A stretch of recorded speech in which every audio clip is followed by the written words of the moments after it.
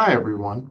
In this video, we will address one of the central computational tools of multivariable calculus, namely the ability to calculate double integrals via iterated integrals. In the previous video, we defined the double integral of a bounded function f over a rectangle, where we've just set up in general that rectangle to be the Cartesian product of the interval AB and CD. But as we've seen before, often these definitions are not particularly well suited to helping us actually calculate the values of these integrals. So if you think back to, say, Math 5610, where we define the Riemann integral, we were able to do so in a very similar way that we did for double integrals here, but it, again, wasn't a very helpful computational tool. So you have things there like the fundamental theorem of calculus, which turns the question of finding definite integrals into finding antiderivatives, right? And then we are able to develop tools for finding antiderivatives. Well, similarly here, we'd like to develop a nicer tool for actually calculating the value of a double integral. And so the central computational question that comes out of this is, can we reduce a double integral to two successive one-dimensional integrals? We have lots of tools already for calculating one-dimensional integrals, the one-dimensional Riemann integral. And so the question is, under what conditions might we be able to reduce a double integral to two successive one-dimensional integrals? Now, if you think back to, say, a Calc 3 course, and this is exactly how you would have evaluated double integrals, right? You rewrote it as some sort of repeated integral or iterated integral, and then just evaluated each of those in turn. So today we want to, with this being an analysis class, we really want to look at, okay, under what conditions can we do that, right? And how do we prove that that will actually work in that particular case? So one of the things we're going to see quite a bit when we want to prove things about integrals, because of the way we define the double integral in terms of upper and lower integrals having to do with step functions, the first step is often to try and prove the theorem for step functions. Okay? If we can't prove the theorem for step functions, we probably have no hope of proving it for a general bounded function, right? On the other hand, if we can prove it for step functions, then we need to try and make some sort of limiting argument, right, that okay, it holds for step functions, but now if I take a supremum or infimum of certain kinds of step functions, then all this will sort of carry through. So what we're going to do is we're going to start today by trying to prove this theorem about iterated integrals for step functions. So right now I'm just considering a generic step function S. Forget about a general bounded function for now. We're just thinking about a step function. So let S be a step function defined on the rectangle Q. Then the double integral of that step function S over Q may be computed as either iterated one-dimensional integral. So I have here that the double integral over Q of S is equal to either I can integrate first with respect to y, going from C to D. That will leave me with a function here. So this, once I do this, I'll be left with some function of x. So I've sort of integrated out the y variable. I'm left with some function of x, and then I can integrate that function of x from a to b. Or equivalently, for a step function, I could first integrate with respect to x. That will integrate out the x, and I'll be left with something here that's simply a function of y.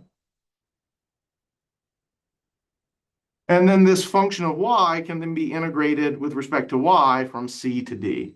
Now, for a step function, I can do either of these, and they should give me the value of the step function. Now, a couple of things to note here that are a little nicer, right? Certainly in the general case.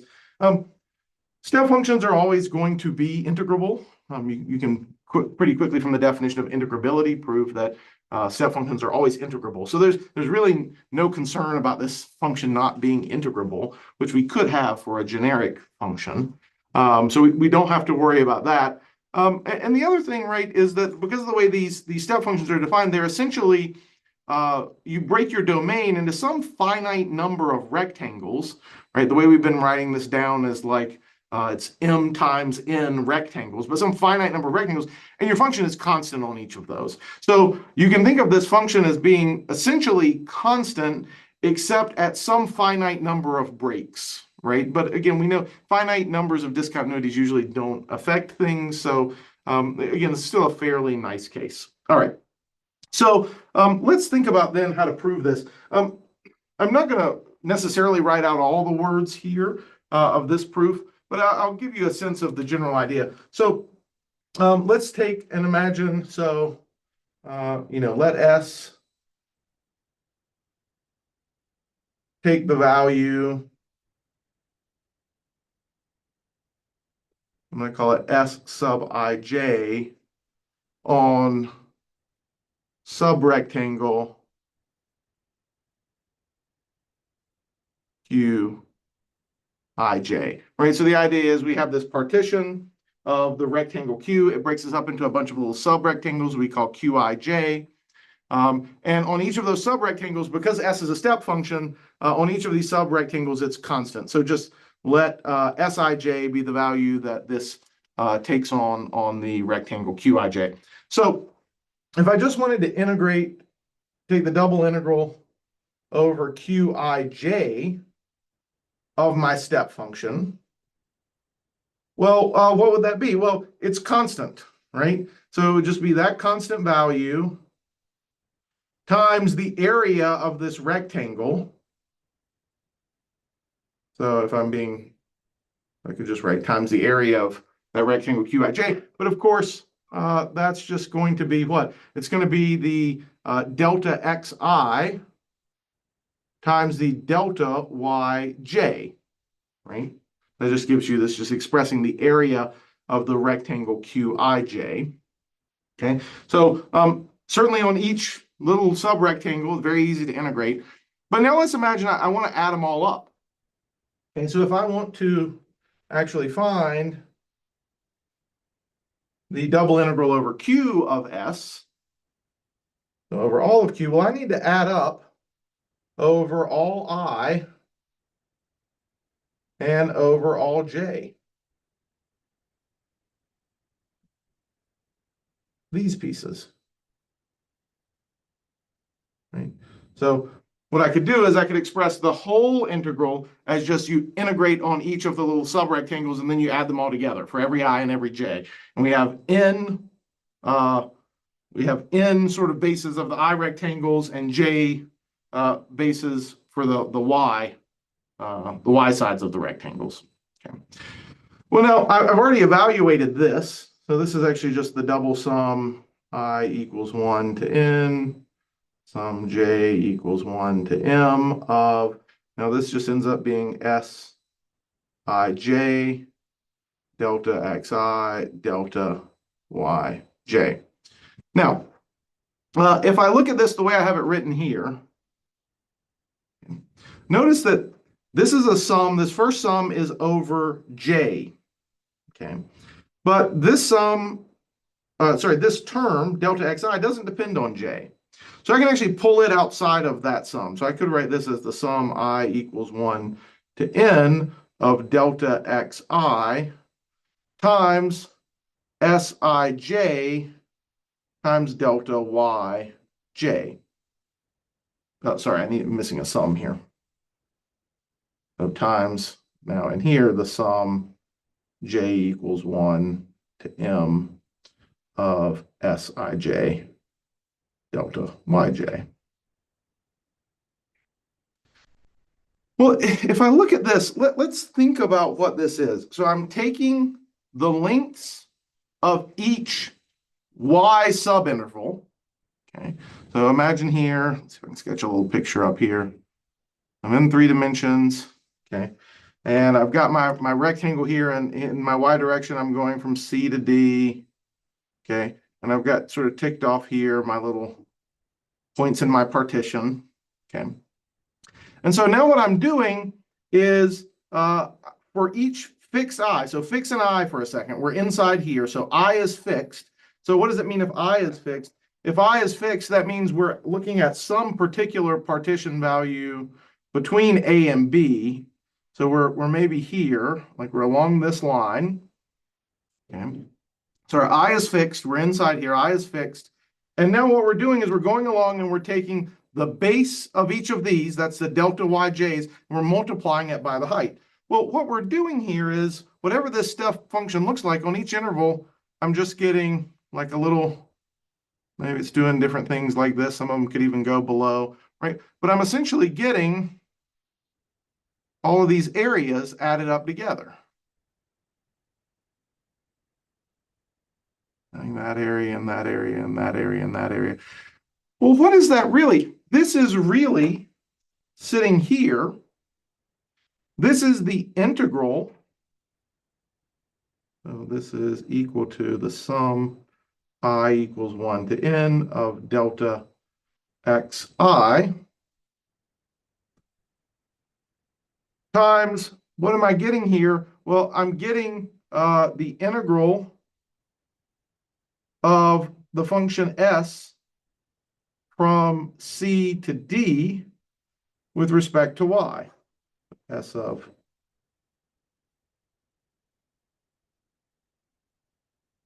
say xi y d y, right? Because it's just adding up all these areas, and this step function, right? When I restrict it to a specific line, just gives me a step function in one dimension. Now I'm just integrating that. Okay. But now what do I have? Now I have this times this.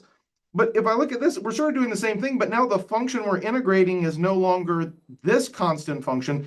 It's actually these constants. These are all constants, right? For every xi, for every I, this is a constant.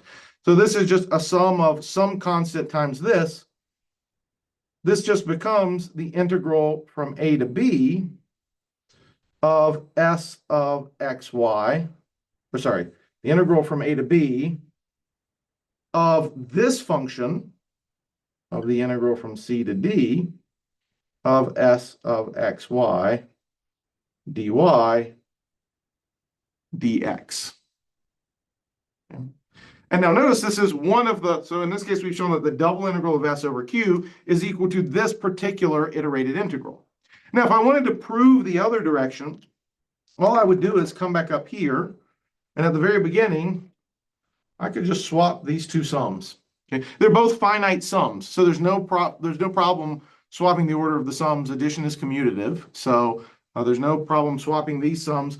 And then over here, you'd play the same game, but you would first pull out a delta yj, and you would go that way. So all these sums would be swapped, and you would just switch when you deal with the y's versus when you deal with the x's, and you would end up getting the integral from c to d of the integral from a to b of s of xy dx dy.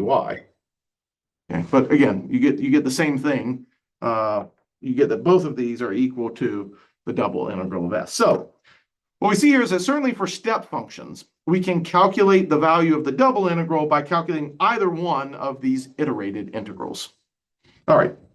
Well, that's good news. But again, we don't want this to just be true for step functions, right? That's a very limiting class of functions. So I really want this to be true for all bounded integrable functions, right? So let's see how we might be able to extend this.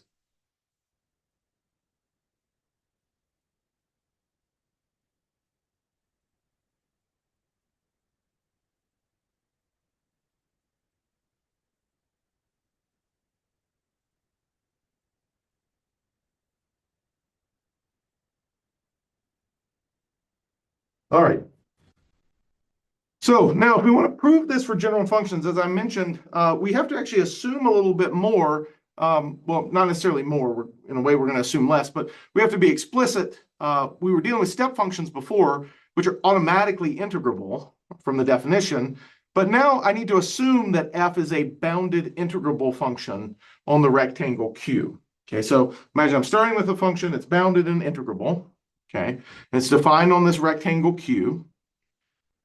Now, assume that for each fixed y in the interval CD, that the one-dimensional integral, so assume that if I fix a y, for any fixed y in this interval, the integral from a to b of f of x, y, dx exists.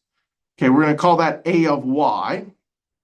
And then, once I have that function a of y, if that function a of y is integrable on the closed interval ab, then I will be able to say that the double integral of f over q is equal to, now I could write it as the integral from c to d of a of y, and that's a typo, that should be dy here.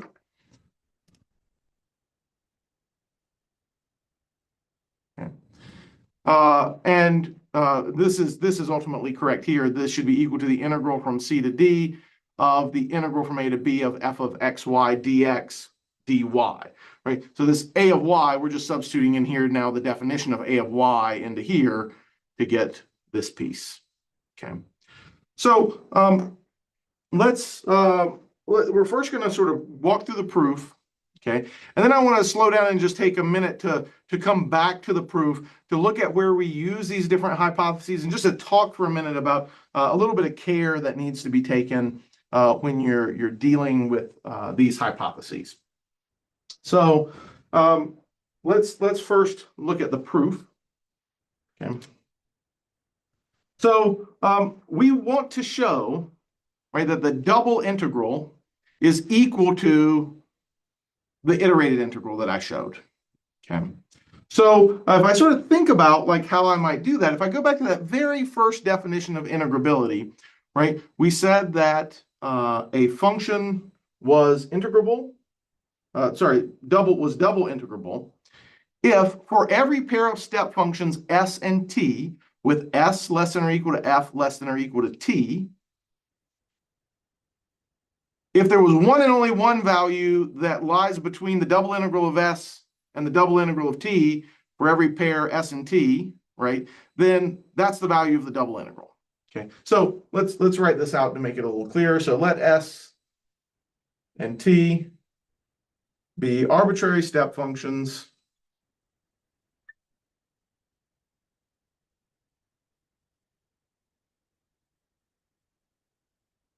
satisfying s is less than or equal to f is less than or equal to t on the rectangle Q. Okay. Well, since s is less than or equal to f is less than or equal to t on Q, then I can say, if I integrate,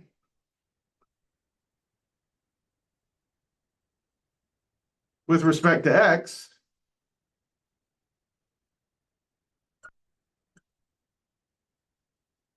on the interval AB, I'm just going to take this inequality, I can integrate each piece of it. So that's going to give me that the integral from A to B of s of xy dx is less than or equal to the integral from A to B of f of xy dx is less than or equal to the integral from A to B of t of xy dx.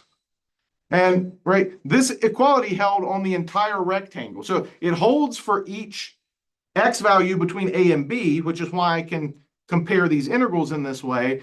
And now this will also be true regardless of what your y is. So for each y in CD. Okay. Now, the other thing we have to worry about, and this is where one of our hypotheses comes into play, how do I know these things are even integrable? That's another condition in order to apply this. Well, these are step functions. They're integrable. Okay, one-dimensional step function. Like for each y, for each fixed y, this is just some step function in one dimension. Those are integrable. We assumed, one of our hypotheses was that for each y in CD, this integral exists. This is what we were calling that a of y.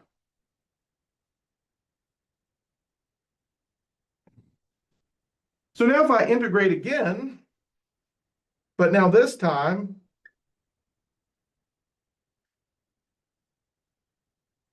with respect to y,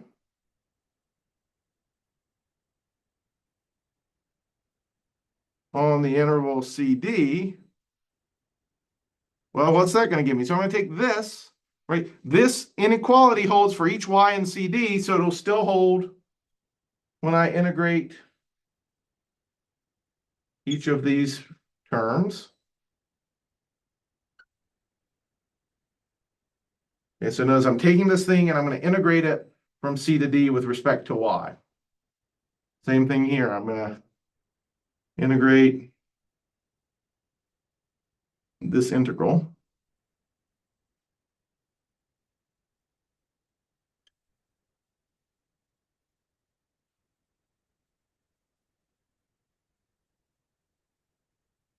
Oops.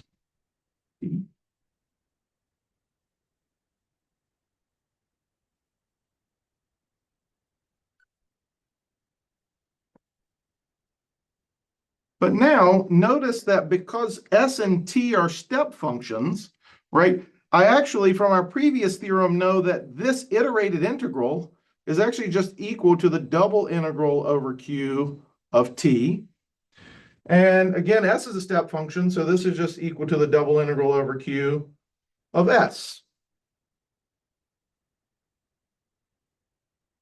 So now note what I have here, right?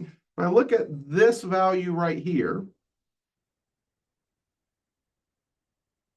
this is the one and only value that for every step function s and t, right, the double integral of s and the double integral of t have this value between it. Okay, so remember, we know that f is integrable. That's how we know this exists. So since it's integrable, we know there is one and only one value that lies in between here, between the double integral of s over q and the double integral of t over q for every pair s and t satisfying this inequality. So by the integrability of f, we know there's one and only one value satisfying these inequalities for every s and t satisfying these inequalities. So we know there's one other, and then we found it. Okay, that tells us that this is actually the value of the double integral. Okay. So whatever the double integral of f over q is, it must be equal to this.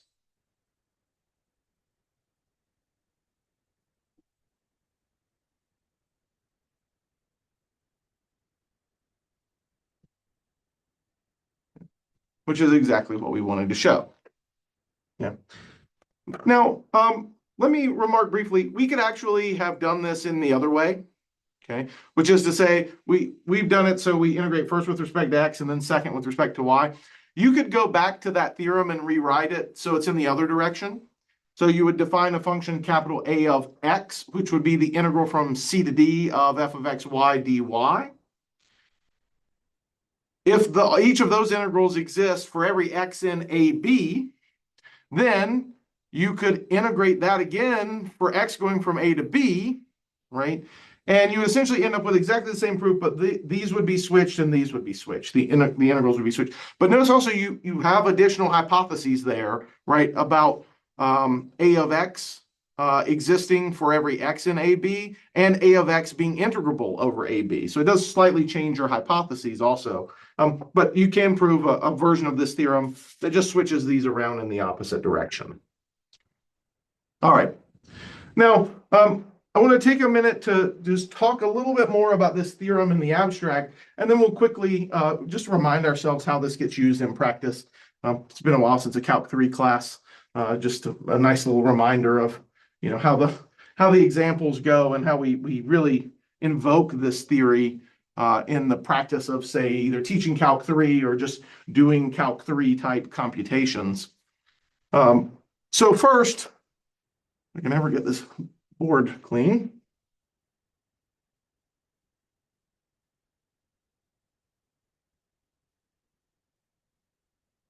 All right, so first, just a few quick remarks about the hypotheses.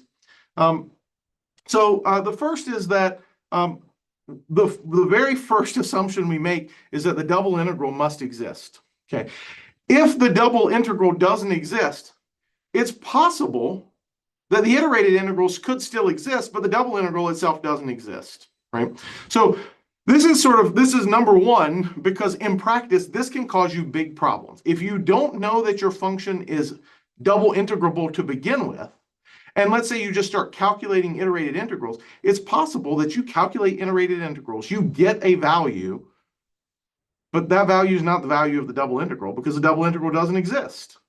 Okay, so one is the troubling case, right? Because it's the case where you start trying to compute something, you get a value, and so you think you're good, but the theory actually says, well, but we don't actually know that's equal to the value of the double integral. You think about this like a computer program. The worst thing that can happen is you enter something into a computer program and ask it for an answer, and it gives you an answer which is wrong, right? That's sort of like what's happening here. Now, the second piece is still important, but a little less concerning in practice, and I'll explain why in a second. So you have these conditions that, like, for each fixed x, you need the one-dimensional integral to exist, right? And then you need that thing to be integrable. And there are important reasons for that.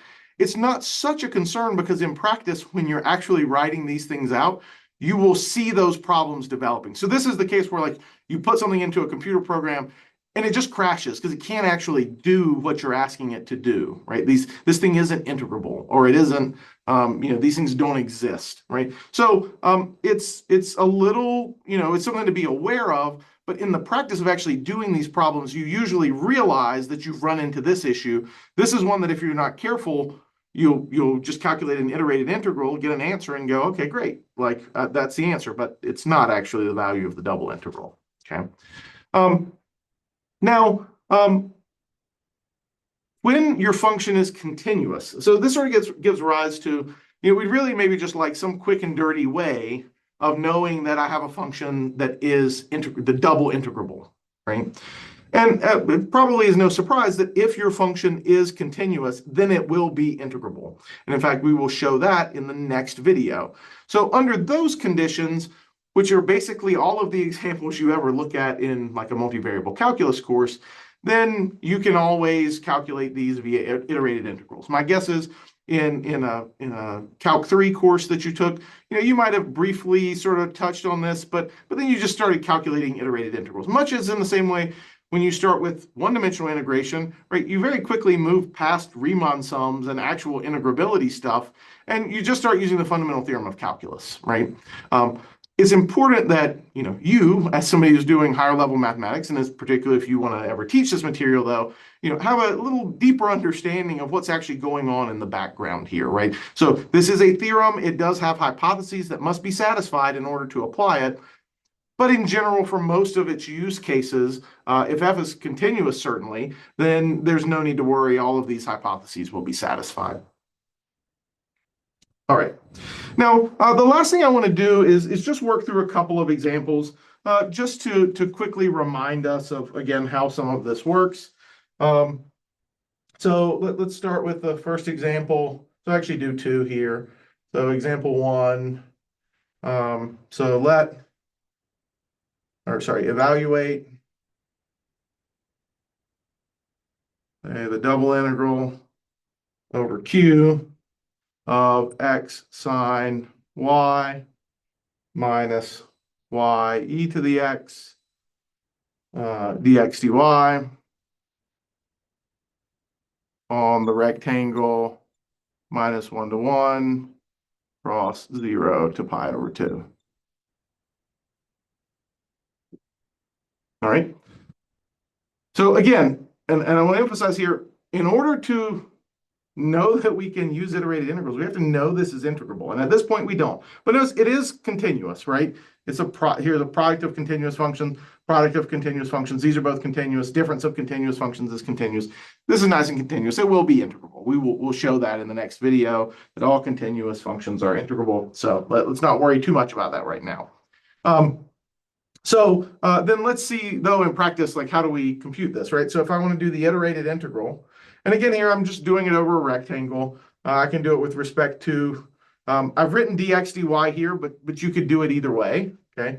So maybe I go minus 1 to 1, 0 to pi over 2 of x sine y minus y e to the x. Now notice I've done the x limits of integration here, so I'm doing dx first, right, and then dy. All right, so I might look at this and say, well, first, let me just actually calculate this inner integral, right? One of the things students in Calc 3, if you ever teach Calc 3, sometimes struggle with is just organizing this work, right? They try to keep everything in one big line and it just becomes a jumble. So I like to sometimes, encourage them to break it out here. So minus 1 to 1 of x sine y minus y e to the x dx. Okay. So, right, what does this mean? I'm imagining y is fixed between 0 and pi over 2. So I'm just going to leave y alone. It's a fixed value. So sine of y is a fixed value. Y is a fixed value. Those are like constants. I'm integrating with respect to x. So I can do this using the fundamental theorem of calculus, but again, my variable is just x. So this is x squared over 2 times sine of y minus, again, y is a constant, so this is just y e to the x. And I'm going to evaluate this at 1 and -1 and take a difference. So if I do that, notice that in this term, plugging in 1 and -1, when I square them, will both give me the same value. So when I take a difference, this term will disappear.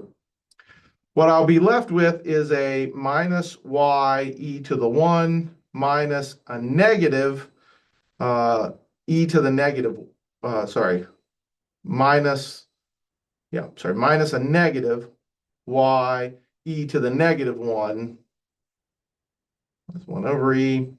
So I could write this, I factor out a y here. I could write this as y times 1 over e minus e. All right, so there's my first value. This is now the value of that inner integral. So I can come up here. This is now the integral from 0 to pi over 2 of, now this inside integral is y times 1 over e minus e dy. Well, right, now notice that's just a constant, right? So it's just constant times y. So I can again use the fundamental theorem of calculus. The antiderivative would just be y squared over 2 times 1 over e minus e, evaluated at pi over 2 and 0. Evaluating at 0 is just going to give me 0. So at pi over 2, it's going to give me a pi squared over 4 over 2. I'm going to get a pi squared over 8, 1 over e minus e. Okay. So again, this is just practically how we use all this. Now, let me emphasize, one thing I was pointing out earlier, that these conditions, like here, I needed to know that this function, this is like my a of y function. I need to know that this integral exists. Well, how do I know it exists? There it is, right? For each y, this is the value of this, right? It exists, okay? I need to know that this is integrable. How do I know it's integrable? Well, it's continuous, right? But also I was able to integrate it, right? So those conditions often just fall out of doing the computation. Again, the thing I have to be careful of, this is for sure the value of this iterated integral. The question is this iterated integral equal to the value of the double integral? And again, we know that it will be if this is in fact integrable. And right now, you're just trusting me that because this is continuous, it is integrable. And I wouldn't lie to you about that. But we do need to verify that in the next video. Okay. Now, of course, we could also have swapped these limits of integration. I'll leave that to you. Swap the limits of integration, right? Do it with respect to y, do it with respect to x. See that you get the same thing, okay? But it should be a very similar type computation. Now, while swapping the limits of integration here is no problem, that's not always the case. And so let's just look at one final example to sort of illustrate why sometimes you really want to be able to do it multiple ways, right? So let's take a slightly different function.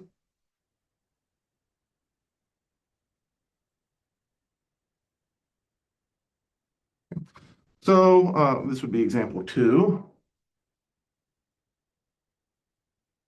So imagine I asked you to evaluate the double integral over q of x sine of natural log of 2 to the y squared. No, not parentheses, yeah. Okay. On q equal to minus 1 to 1 cross 2 to 4. All right. Now, if you look at this, you might say, oh, this looks sort of ugly. Okay. Now, the first thing I guess you need to worry about is how do you know this thing is even integrable, right? Well, that's continuous. Okay. Uh, for positive y values, certainly, that we're going to stay away from 0 here. So this is going to be continuous. Compositions of continuous functions are continuous. Products of continuous. So this is actually a continuous function. It is actually integrable. Okay. So we know it's integrable, but how do we actually calculate this? Well, we compute it via iterated integrals, and I have two options here, right? So option number one would be to integrate first with respect to y, and then with respect to x, okay, of this thing.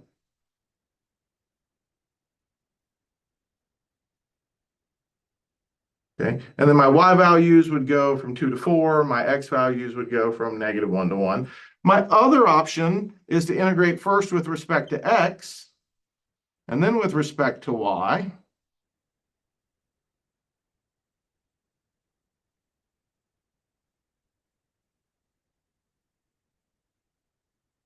Okay. And these will, as long as this is integrable, right, and all these conditions are necessary conditions are satisfied, these will give me the right answer. Okay, they'll both give me the right answer. But in practice, if I want to do this by hand, one of these is helpful and one is not. Okay, because if we think about the first step in each of these, right, I'm going to need to calculate, right, for a fixed for a fixed x, I need to calculate this integral. Here, for a fixed y, I need to calculate this integral. Okay. Well, how are we going to calculate these integrals? Probably by finding antiderivatives. Can I find an antiderivative of this in terms of y? Maybe, but I don't really know. Right? Like, how do you take an antiderivative of something that looks like that? I don't know any tricks off the top of my head that are going to make that very easy to do. Over here, though, I just need to take an antiderivative with respect to x. The y stuff is constant. So when I start to do this, I look at this and I go, oh, wait, but that's just a constant times x. Okay. So here, when I go to calculate this,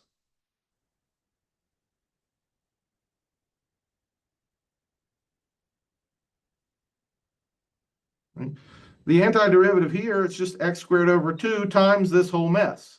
Now, you might be saying, Quinn, but I still have that whole mess, right? And I've got to integrate that next. Well, maybe. But first I have to evaluate this at 1 and -1. And in this case, what happens? I get 1 at both of these. And when I take a difference, I actually get that this is 0. So sometimes if you take the antiderivative first with respect to the simpler variable, it actually gives you some simplification for the integral with the other variable that makes this easier to compute. So now you're just going to integrate from 2 to 4 of 0. This integral is just 0. Okay, so this integral we can evaluate this way. Here, we really don't know how we would evaluate it. Now, the last thing I want to say is that actually one of the most powerful things about it is if you want to calculate this integral, if you recognize this as actually just being a double integral, and you show the necessary hypotheses are satisfied, you can actually say, oh, well, I can evaluate this by swapping the order of integration, and I get something much easier. And I can evaluate this by iterated integrals and get that, right? Okay. Now, we have to be careful. Again, when you're doing all these things, you start swapping limits of integration, there are conditions that have to be satisfied. And we're going to look at this more as we go throughout this section on multiple integrals. But hopefully today this has at least provided you with a little bit of the theoretical background behind why we can calculate double integrals as iterated integrals and the hypotheses we need to satisfy in order to be able to do that. Now, again, in the next video, we will continue with our discussion first by showing that continuous functions are integrable. Again, that will just help us quickly know when a lot of these hypotheses are satisfied. But then we will move, we've been looking so far only at double integrals over rectangular regions, but we'd like to be able to integrate functions certainly over much more general types of domains. And so we will move to that next. What we will actually see is that for bounded domains, we can make use of most of what we've done on rectangles by simply embedding our domain, our general domain, inside of a rectangle. which we can do as long as our domain is bounded, and then just cleverly extending our function to that rectangular domain, that larger rectangular domain, and applying theorems that we've already proven. So again, we will move on to discuss all those topics and more in the next video.